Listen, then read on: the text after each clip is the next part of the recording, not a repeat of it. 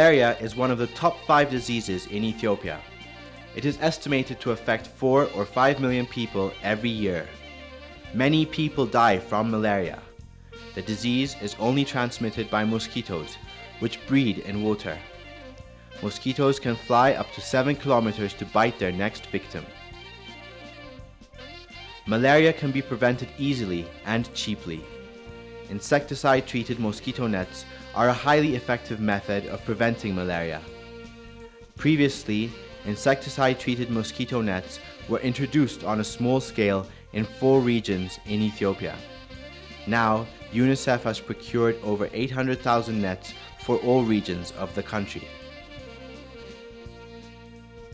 The important thing nowadays is that there is a major breakthrough in technology for fighting malaria. This is called the impregnated bed net, which is here. This is a normal bed net treated with chemicals that helps protect children and women from getting malaria. What we are now trying to do in supporting the government is to go from this limited experience to a much wider scale of implementation. We're now starting with 800,000 bed nets, but our aim is to go wherever malaria is a problem, and that requires 40 million bed nets. The government alone, with support from UNICEF, cannot do this major leap from a small area into covering all the malarious areas of Ethiopia. For this, we need to ask our traditional partners like WHO and the donor community to help us in this. But most important is that you have to get new partners. 13 countries of Africa have managed to get the private sector involved. And for this, they have removed all customs taxes and tariffs on the importation of treated bed nets and raw materials used to treat the bed nets. Villages like this one in southern nations, nationalities, and peoples region are affected by malaria every year. Many people get sick with malaria. Some of them may get so sick that they die. Sufferers spend a lot of money getting treatment, as well as incurring other costs like transport to health clinics. People sick with malaria also can't till their crops, herd their animals, or tend to their households. Last year we bought 2 mosquito nets. One of the 2 we used for our child, and my husband and I used the other one. Since then, malaria has not touched us. We have been saved from doctors' expenses. Since mosquito nets have been made available to us, we have been spared from malaria.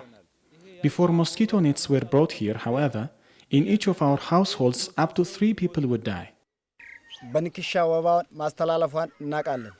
We know that malaria is spread by mosquito bites.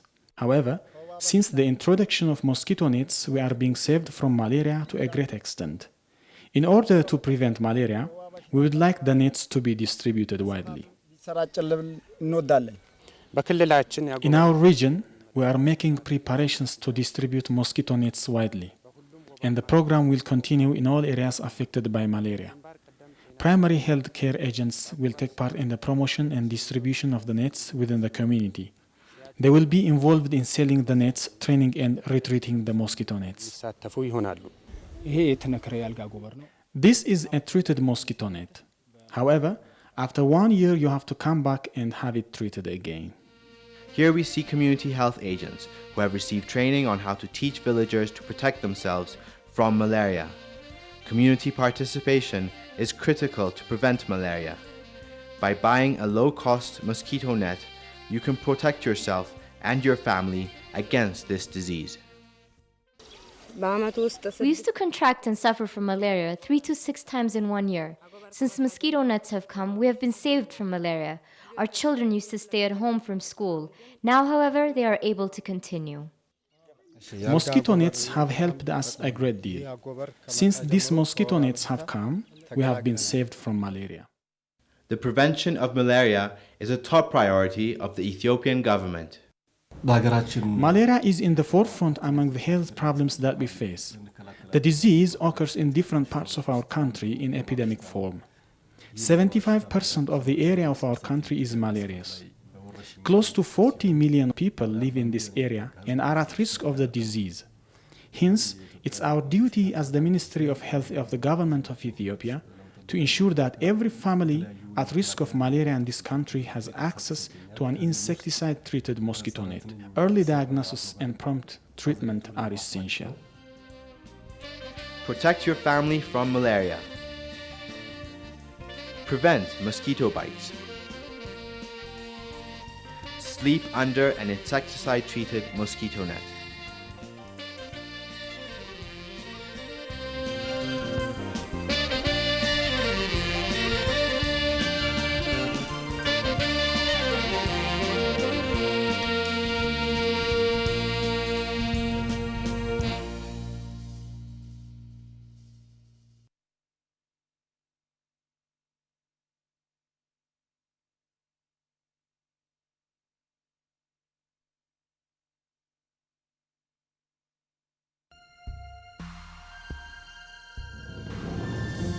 መልካም መንገድ ብዙዎች ስለ ኤድስ ያውቃሉ። ጥቂቶች በግልጽ ይነጋገሩበታል፣ ብዙዎች ግን ይሞቱበታል።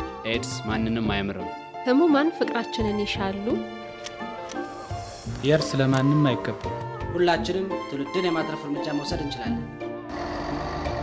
ከእንግዲህ ቸልታ አያዋጣም። ሁሉም ሰው በግልጽ ይነጋገርበት። በጥረታችን ከወገኖቻችን አንዱ ይድንበታል። ኤድስ እርግማን ሳይሆን በሽታ ነው።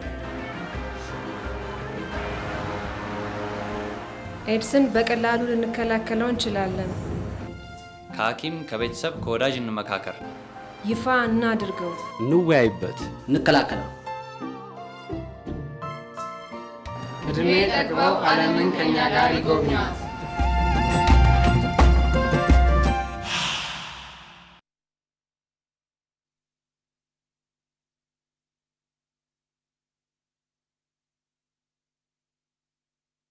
ያለ ማዳበሪያም ቆንጆ ውጤት። Even without fertilizer, it can give a good yield.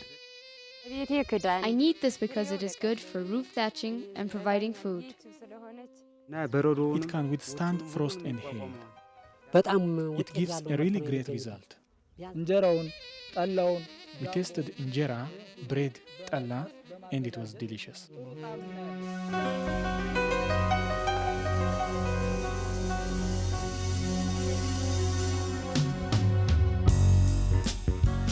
Ethiopia is an ancient country, rich in tradition and beauty.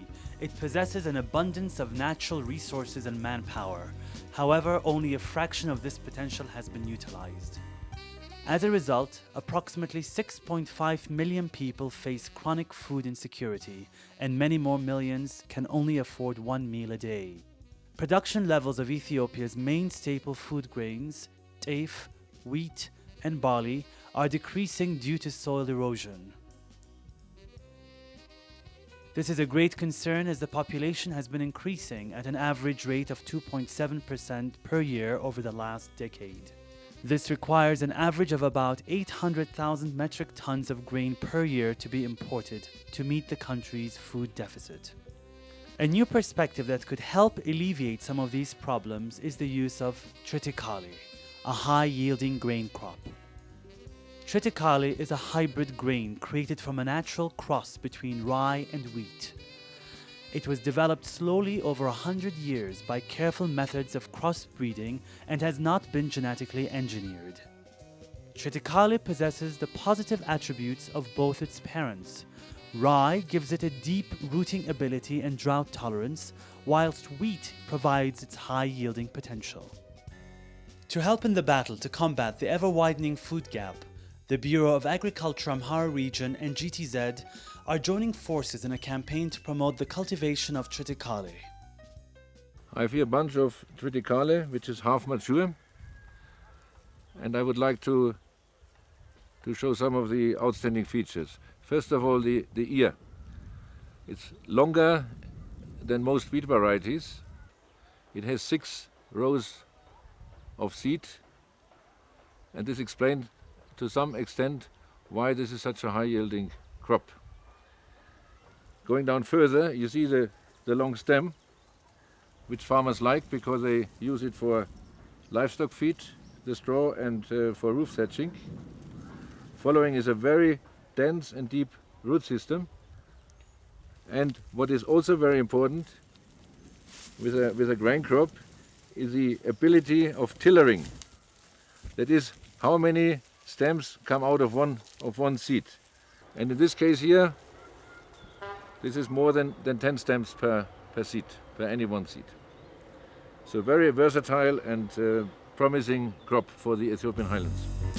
Many countries in the world are already taking advantage of the benefits that triticale has to offer. These include the United States of America, Mexico, Brazil, India, Russia, Germany, France, and South Africa. In terms of safety, legality, and the use of triticale, the crop is safe, and now it is legally approved, and the two varieties which have been released are under production. Triticale, under degraded, exhausted soil conditions, performs better than local wheat and barley. Triticale performs in South Gondar 50 to 200% better than the local wheat. Its ability to flourish in harsher environments makes it ideal for the rugged landscapes of Ethiopia.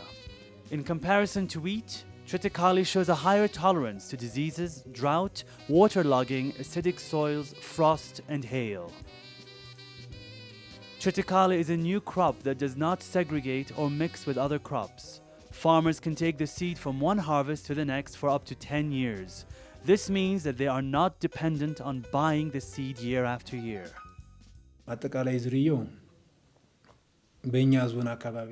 In our region, even in the harsher environments, triticale performs well. The farmers have welcomed it. They need the seed so badly that sometimes they even beg to have just 1 cup of seed. After a few years, we will be producing enough seed to enable us to become food self-sufficient.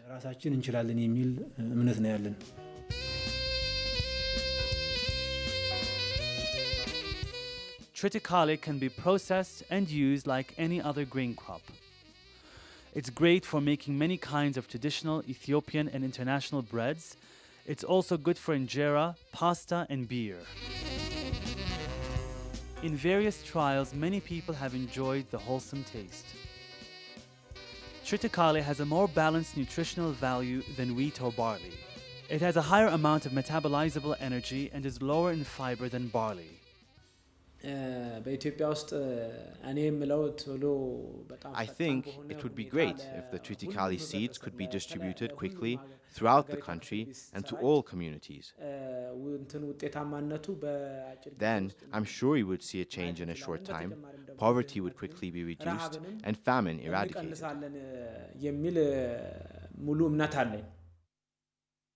It's important to stress that this is not a wonder crop that will solve all of Ethiopia's food shortage problems. However, with proper implementation and enthusiastic uptake, it could help overcome chronic food shortage conditions in many areas, particularly in the highlands. Since triticale was introduced to this area, it has become green all over. It is better at resisting pests. When other crops are destroyed by hail, triticale is able to withstand it. It helps to reduce poverty. Triticale has the proven potential to help Ethiopia become more food sufficient, and it's now time to reap its many benefits.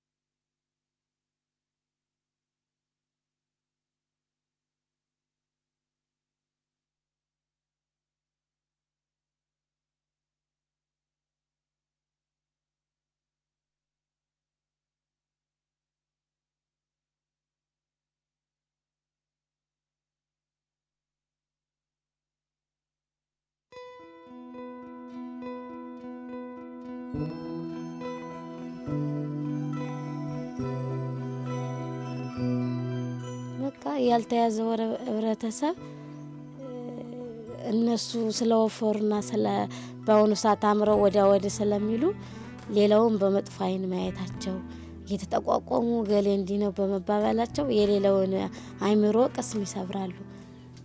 ማለት በወጣትነትሽ ወይ በማን እድሜ ላይ ቤተሰብ ጥሎብሽ የሚሞትበት ሰዓት ሳይኮሎጂካል ኢምፓክት አለው። ካለ እድሜሽ ብዙ ነገሮችን ታስቢያለሽ። ወደፊት ይሄን ነገር አድርጋለሁ ብለሽ ያልሽበትን ነገር ይገታሻል፣ ያቆምሻል። ባለንበት ክፍለ ዘመን ኤችአይቪ ኤድስ ለሰው ዘር በሙሉ እጅግ አደገኛና ተፈታታይ መሆኑ ግልጽ እየሆነ መጥቷል። ይህ ችግር ደግሞ ዘር፣ ጾታ፣ እድሜ ወይም አካባቢን ሳይመርጥ ሁሉንም የሚያጠቃ ነው።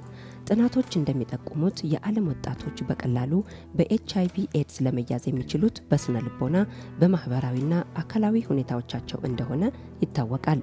ወጣቶች በውስጣቸው ያለው የፍትወት፣ የአልኮሆል፣ የትንባው፣ የሌሎች አእምሮ አደንዛዥ እጾች ፍላጎት ለፍቅርና ተቀባይነትን ለማግኘት ካላቸው ጉጉት ጋር ተዳምሮ ለልቅ ግብረ ስጋ ግንኙነት ወይም ከአንድ በላይ የፍቅር ጓደኛ የመያዝ ትልቅ አደጋ ውስጥ ይጥላቸዋል።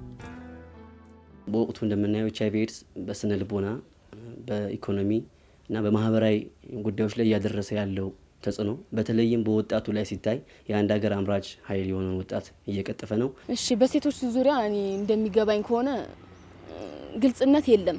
ለምሳሌ በኮንዶም እንጠቀም ብትለው አንድን ጓደኛዋን ደፍራ መናገር የመሻሉ ነገር የለም። ግን በኮንዶም ብትጠቀም ኤችአይቪ ብቻ ሳይሆን እርግዝናና ሌሎች አባላዘር በሽታዎችን ልትከላከል ትችላለች። ፕላስ ደግሞ በገጠር አካባቢ ፍልሰት አለ። ወደ ከተማ ይመጣሉ የገጠር ልጆች እና ወደ ከተማ መጣው የት ነው የሚገቡ? ቡና ቤት ነው። ግን በዚህ አጋጣሚ ቡና ቤት የሚሰሩ ብቻ አይደሉም፣ ብቻ ናቸው ማለት አያስደፍርም። ምክንያቱም በየቤቱ ያሉ የቤት ልጅ የሚባሉትም ብዙ ነገር ሲሰሩ እናያለን። የቡና ቤት ሰው ልጆች ደግሞ ሲጠነቀቁ የምናይበት ሁኔታም አለ እና ይሄ የፍልሰት ሁኔታ ነው።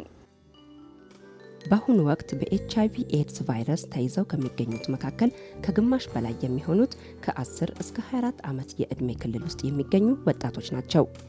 ስለዚህ ኤችአይቪ ኤድስን በመከላከል ሂደቱ ወጣቱ ትውልድ ከፍተኛ ሚና መጫወት እንዳለበት ልዩ ግምት ተሰጥቶታል። በተግባርም ወጣቶች ኤችአይቪ ኤድስን ለመከላከል በሚነደፉ እቅዶች ሁሉ በኃላፊነት ሲንቀሳቀሱና በዚህ ረገድም የጎላ ሚና ሲጫወቱ ተስተውሏል። ኤችአይቪ ኤድስን በመከላከሉ አኳያ ወጣቶችን ለማሳተፍ የሚደረገው ወጪ ሁሉ ለዘላቂና አመርቂ ውጤት ከፍተኛ አስተዋጽኦ እያደረገ ነው። እኔም ወጣት ነኝ። በልጅነቴ ወደ ስራ ዓለም ገብቼ ለዚህ ችግር ልጋለጥ ችያለሁ። ጤነኛ የሚመስሉኝን ሰዎች ቀርብ ነበረ፣ በጓደኝነት የሚይዝ ነበረ። ይሄ ግን ችግር እንዳለው ተረድቼዋለሁ። ምክንያቱም እኔ ላይ እንዲህ ነገር ስለደረሰ ድሮ ኤችአይቪ የሁለት ሰዎች ችግር ነበረ። አሁን ግን የህዝብ ችግር ነው የሆነው፣ የማህበራዊ ችግር ነው የሆነው። መንግስታችንም የተለያዩ አገር በቀል ድርጅቶችም ማንኛውም ህብረተሰብ ከሊቅ እስከ ደቂቅ በዚህ ነገር ተነስቶ ቢረባረብበት ማንገታበትና ማንቆጣጠርበት መንገድ የለም።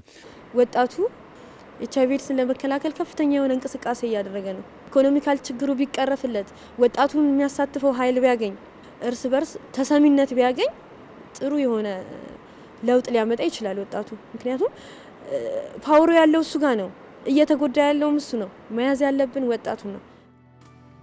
ዛሬ ወጣቶች የሚያሳዩት የባህሪ ለውጥ አዳዲስ በቫይረሱ የሚያዙትን ቁጥር በመቀነሱና ከቫይረሱ ጋር ለሚኖሩ ሰዎች የሚደረገውን ጥንቃቄና ድጋፍ በማሳደግ በኩል ከፍ ያለ ሚና በመጫወት ላይ ይገኛሉ። በአብዛኛው የባህሪ ለውጥ የለም ሲባል ነው የምንሰማ፣ ግን አለ። እንዴት ነው አመዛኙ የለም የሚለው ነው፣ ግን የባህሪ ለውጥ እየታየ ነው።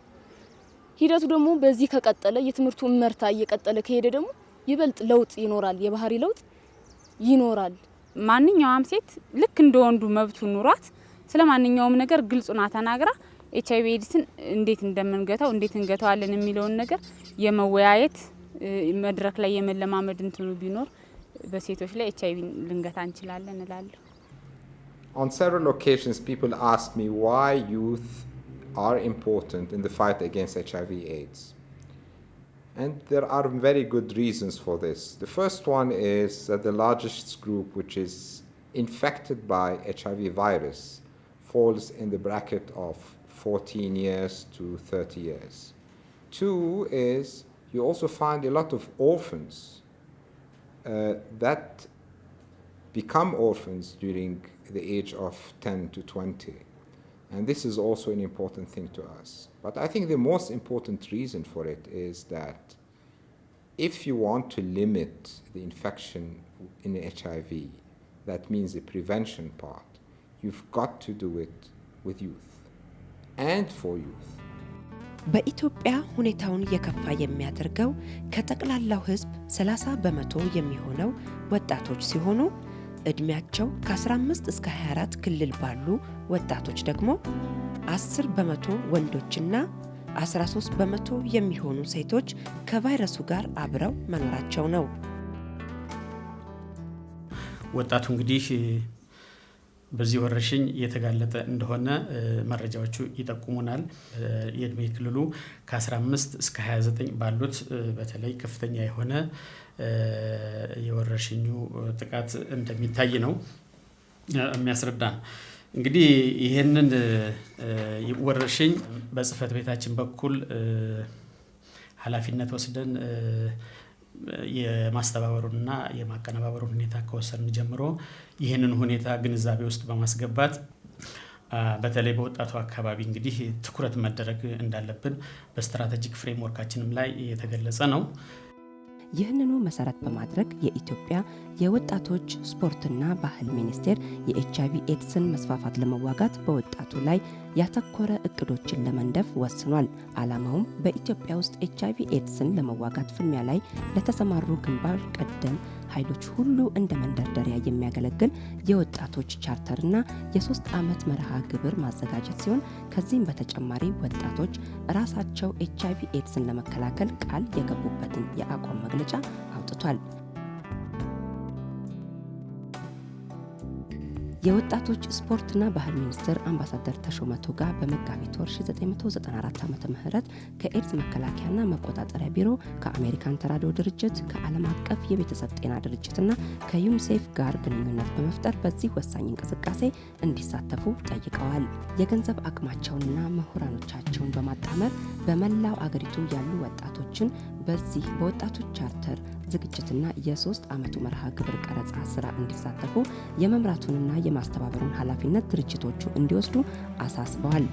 የዚህ እንቅስቃሴ ጅማሬዎች የሚያጠቃልሏቸው መምረጥና ማሰልጠን፣ የየክልል መረጃ ስብሰባ፣ የመረጃ ትንተናና ወርክሾፕ፣ የየክልል ወጣቶች ምክክር፣ ብሔራዊ ምክክር፣ ብሔራዊ የኢትዮጵያ ወጣቶች በዓል ናቸው።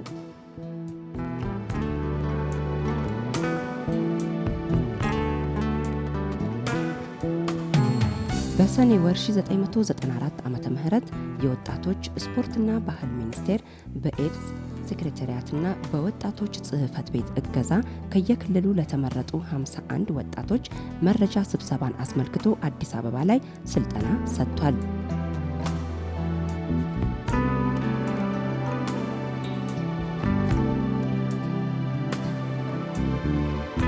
እነዚህ 25 ሴቶችና 26 ወንዶች የወጣት ተወካዮች በኤችአይቪ ኤድስና በስነ ተዋልዶና ጤና ዙሪያ የአካባቢያቸውን ሁኔታ ለመዳሰስ ወደ የክልላቸው ተመልሰዋል። ከ800 በላይ ወጣቶችን በማቀናጀት ጠለቅ ያሉ ውይይቶችን በከተማና በገጠር አካሂደዋል። መልእክት ሰጪ የሆኑ ቃለ መጠይቆችን ከጎልማሶች ጋር አከናውነዋል።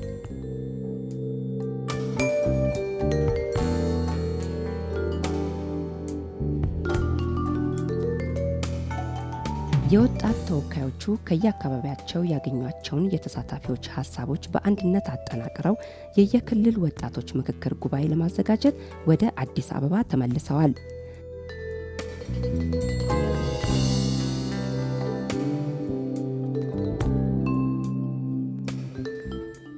በየክልሉ በተካሄደው የወጣቶች ምክክር ወቅት የተጠናቀሩ መረጃዎችን በስብሰባው ተገምግመዋል። ከየክልሉ የመጡ ወጣቶች በየቀጠናቸው በማቀናጀት በጋራ ቻርተሩን በማጎልበት የወደፊት ራዕያቸውንና የተግባር እቅዶቻቸውን በማቀደም ረገድ ከፍተኛ ስራ አከናውነዋል።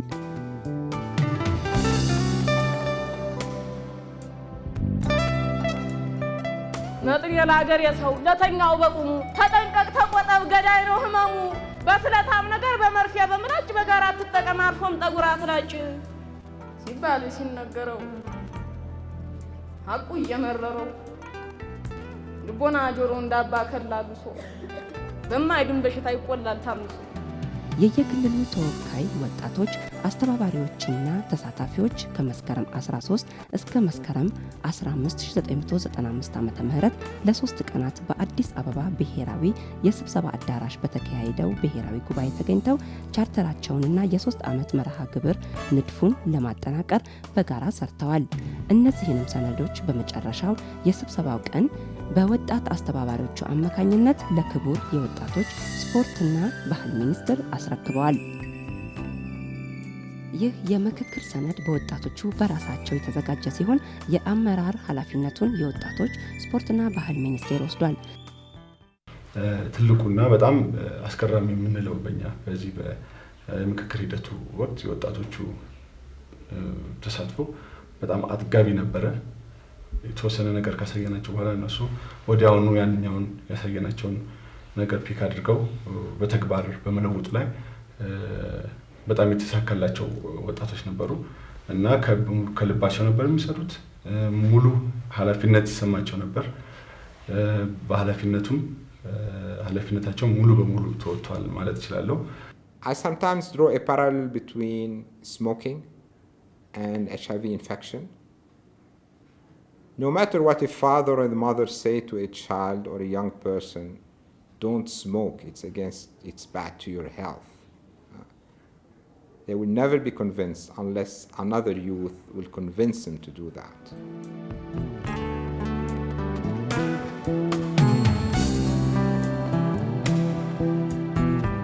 አገር አቀፍ የወጣቶች በዓል ከመካሄዱ በፊት ከሁሉም ክልል የተውጣጡ 35 የወጣቶች ተወካይ አስተባባሪዎች እዚህ አዲስ አበባ ለ10 ቀናት በቆየ አውደ ጥናት ላይ ተገኝተው የአቋም መግለጫ አውጥተዋል።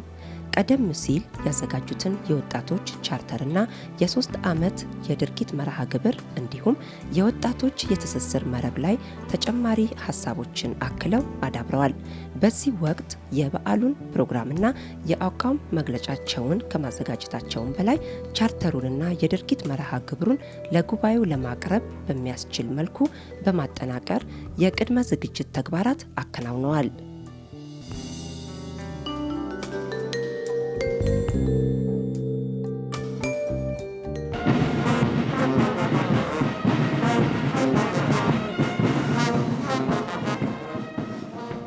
ታህሳስ 3 እና 4 ቀን 1995 ዓመተ ምህረት ታሪካዊ የኢትዮጵያ ወጣቶች በዓል የተከበረበት ቀን ነበር።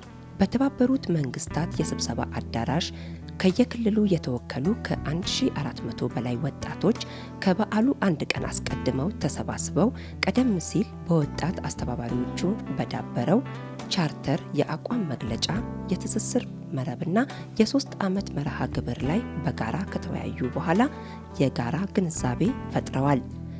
እኛ ወጣቶች ለእድገታችንና ብቁነታችን በዋነኛነት መሰናክል የሆነንን የሀገራችንን የከፋ ኢኮኖሚያዊና ማህበራዊ ችግሮቻችን ለመፍታት በጋራ ጽናትና ቁርጠኛነት በመታገል ሀገራዊ አለኝታነታችንን በእውን ለማረጋገጥ የሚያስችለንን የጋራ ራዕዮቻችንና መቅረጽ አስፈላጊ ስለሆነ ነው። ይህንን ባለ 13 ነጥብ መግለጫ እንደሚከተለው አቀርባለሁ። 3 ዛሬ ከማንም በላይ የጎዳንና ያከሰመን ያለውን የኤችአይቪ ኤድስ፣ የስነ ወሲብ፣ ስነ ተዋልዶ መረጃና የጤና አገልግሎት ችግርን ለመቅረፍ በተለይ ኤችአይቪ ኤድስን በመከላከልና ባለበት እንዲቆም ለማድረግ በሚካሄደው ጥረት የመጀመሪያው ረድፍ ተሰላፊ በመሆን እንሰራለን።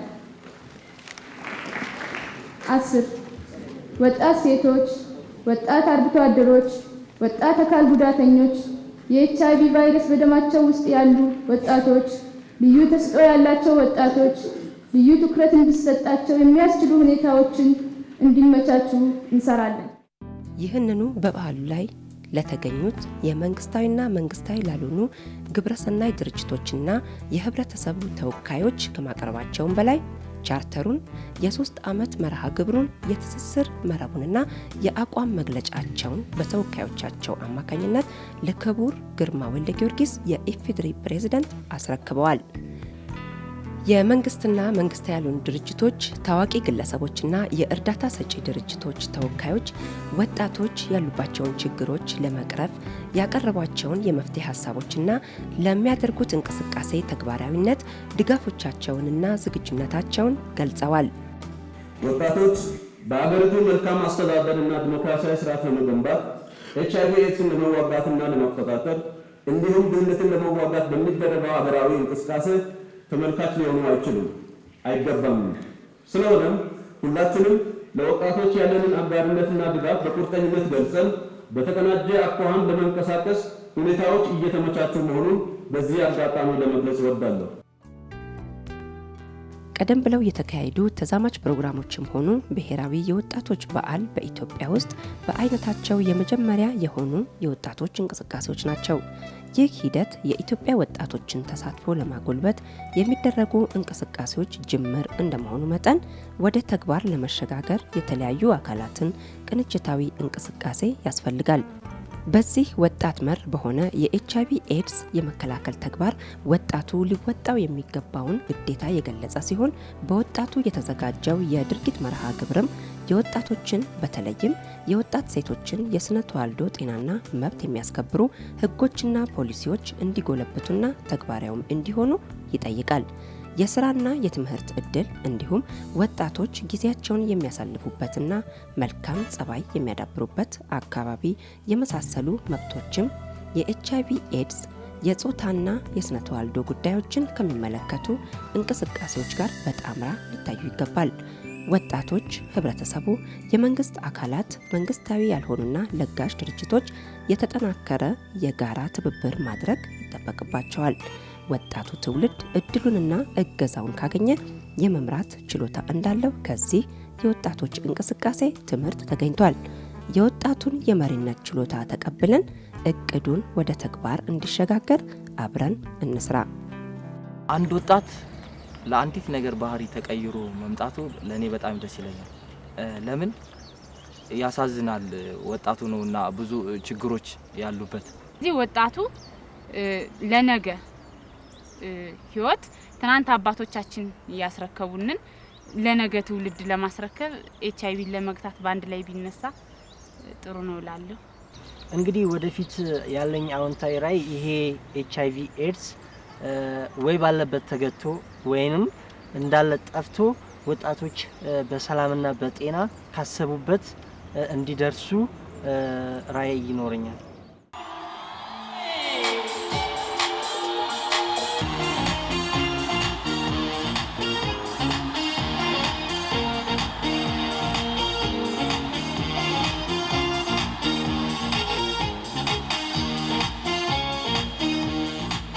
ይህ ዝግጅት በወጣቶች ስፖርትና ባህል ሚኒስቴርና በዩኒሴፍ በጋራ የተዘጋጀ ሲሆን በዓሉ በአዲስ አበባ ስቴዲየም ለወጣቱ ትምህርት ሰጪ የነበሩና አዝናኝ ሙዚቃዎች፣ ጭውውቶች የቀረቡበት ዝግጅትና በሻማ ማብራት ስነ ስርዓት ተጠናቋል።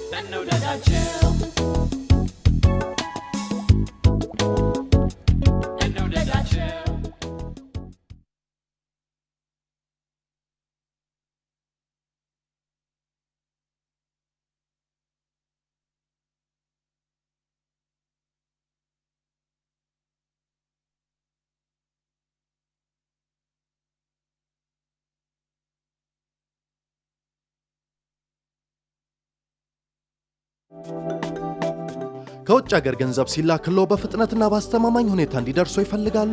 መልካም። ስለዚህም ነው በመላው ዓለም የሚገኙ ሰዎች ከሌሎች የሐዋላ ድርጅቶች ይልቅ ዌስተርን ዩኒየንን የሚመርጡትና የሚተማመኑበት። ዌስተርን ዩኒየን አስተማማኝነቱና ቅጽበታዊ ፍጥነቱ ድንቅ ነው። የዌስተርን ዩኒየን የሐዋላ አገልግሎት ከዘመድ ከወዳጆች እጅ ገንዘቡን በእጅ መቀበል ያህል ነው። ለገንዘቦ ምንም ያህል ስጋት አይደርቦ። በኮንስትራክሽንና ቢዝነስ ባንክ፣ በኢትዮጵያ ንግድ ባንክ፣ በዳሽን ባንክ ይገልገሉ። ዌስተርን ዩኒየን አስተማማኝ የሐዋላ አገልግሎት።